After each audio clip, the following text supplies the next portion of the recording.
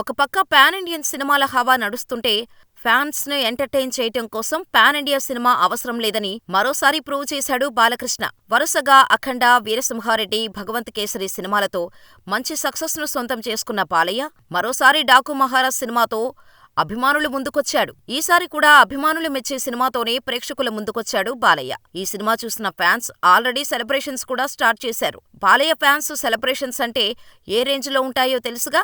అయితే ఈ cinema announce చేసినప్పటి నుంచి హై ఎక్స్పెక్టేషన్స్ ఉన్నాయి. అందులోనూ ఈ మధ్యకాలంలో Balayya story selections next levels లో ఉంటుంది.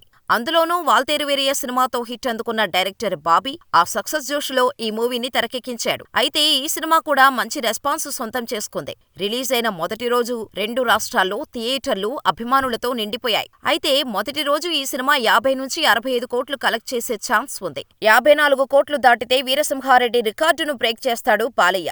టాక్ చూస్తుంటే బాలయ్య కెరీర్లో ఫస్ట్ డే ఓపెనింగ్ మాత్రమే కాదు, తన కెరీర్లోనే బిగ్గెస్ట్ హిట్గా నిలిచే అవకాశం ఉంది.